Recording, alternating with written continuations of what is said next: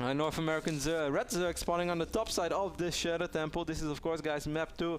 And IdrA's very own ThorZaIN as well is our blue Terran spawning on the bottom side. For the people who are wondering how are both of these guys doing in the regular season so far, neither of them is having the run that you expect them to do. Certainly because both players managed to make it to the finals of Season 2. Actually, both players survived their first round as well at the finals. I think IdrA made it into the round of 8 and ThorZaIN even made it into the round of 4. So both these guys, well, you would expect them to do very well in the regular season, but so far ThorZaIN is 2-3 and IdrA is 2-2, so neither of them had a very successful season. Yeah, they've had some struggles, and there's been some upsets along the way. Nobody really predicted Lowly to beat ThorZaIN, but Lowly did his homework and did beat ThorZaIN amazingly. And along with some other tough games, ThorZaIN suddenly finds himself in a really awkward position in terms of his standing in the group. IdrA, I think, just mentally right now is just not happy with his own gameplay, and it's very, very hard to play well when you don't have that sort of mental balance. And you know what probably doesn't help either is IdrA is really of a guy who has a player in this. When he thinks about his opponent, when he thinks about the guy he's about to play, and then he thinks, okay, is this guy actually really good or not? And as far as I know, that IdrA thinks actually quite highly of ThorZaIN, and with the way that he's in his current shape, he probably doesn't really go into this match with a lot of confidence, because A, perhaps he's not that confident in general right now, and certainly B, not when he plays against a player that even he considers as a good player. Yes, yes. And well, you have to be pretty special to be considered as a good player by IdrA.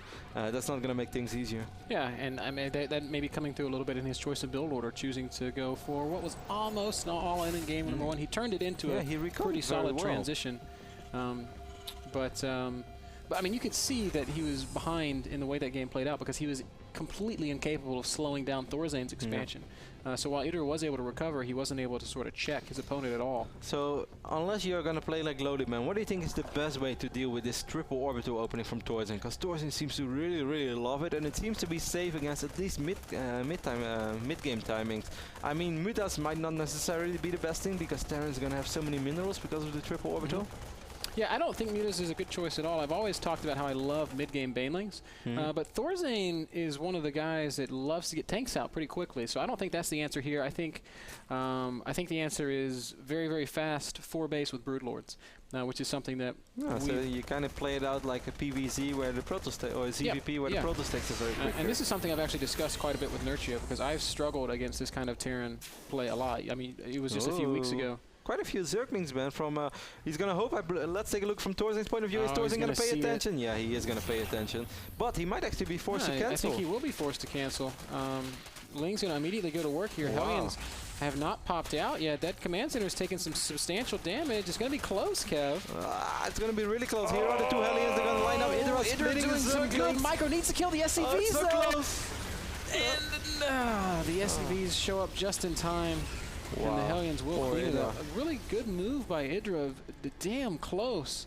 Really, really close. The command center is saved, and it was as close as saying the two Lings that poked up the ramp, if they were there the whole time, I think that command center dies.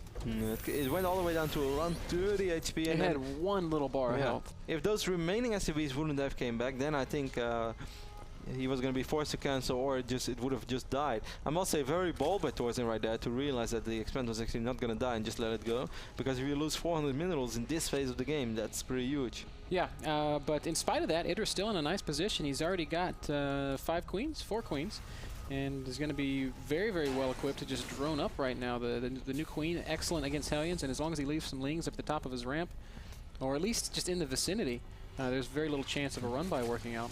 Not just against Hellions, man. Like, the new queen became better against pretty much everything. Yeah, besides other queens. It's good. It's really good.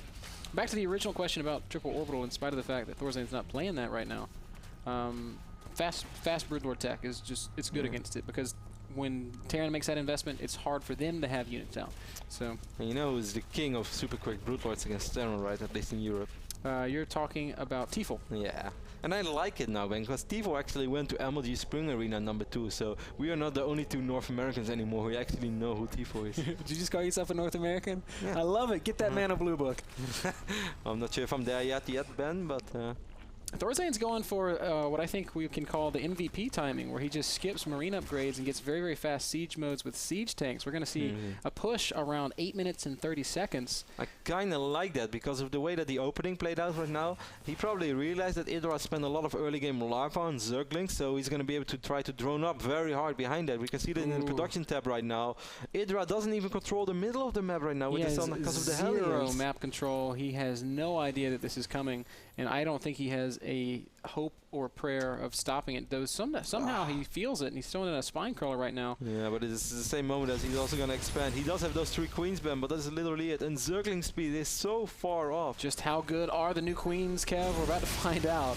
As this is a nasty, nasty push. No banelings, no speed, no upgrades. It's just slowlings. And 5 queens. 5 queens is a lot. It's going to be close. Yeah, I actually really think it is going to be sort of close, man. Call me crazy. And you just met me, but I think it's going to be close. GG maybe?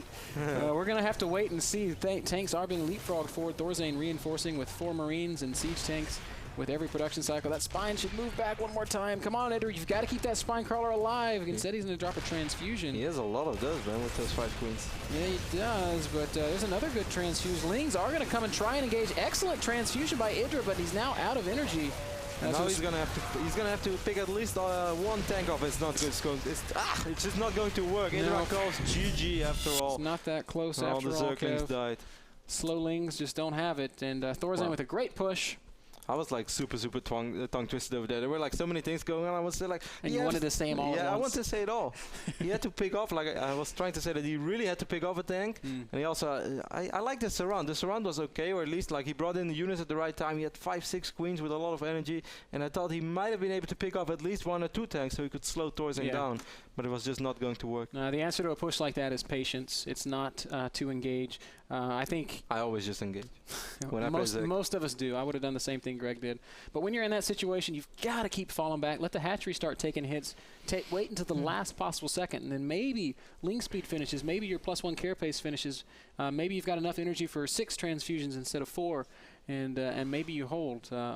When engaging without speed, probably not the best choice, but IdrA does all that he can do.